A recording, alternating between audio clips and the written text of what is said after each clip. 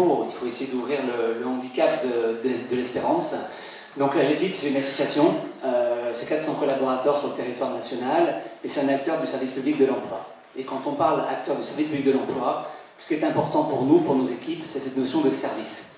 Donc on s'emploie à la mettre en œuvre, cette notion de service. On la met en œuvre au niveau de l'ensemble de la région Auvergne-Rhône-Alpes au jour d'aujourd'hui. Mais ce qui nous distingue, c'est qu'on le fait dans une dynamique participative avec l'ensemble de nos partenaires. Je crois que l'innovation à la GFIP, l'innovation managériale, tout en étant très modeste, c'est le fait de le faire avec des partenaires sur le thème de la responsabilité, de la confiance, de la co-construction.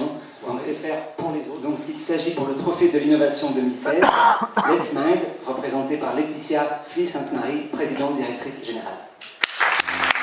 2 ans d'existence seulement et déjà primé, chapeau. Merci, on est ravis.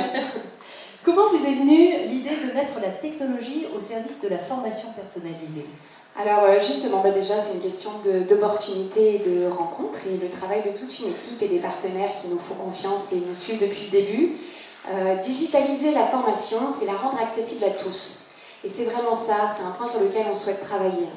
C'est-à-dire que créer par exemple ce MOOC cette semaine pour trouver le job de mes rêves, c'est pas juste un produit accessible à tous et gratuit, mais c'est aussi permettre à toutes et tous de casser les codes sur l'emploi, la recherche d'emploi, avec un côté fun, ludique, pour que chacun et chacune puisse trouver un job qui lui ressemble, quelle que soit sa situation.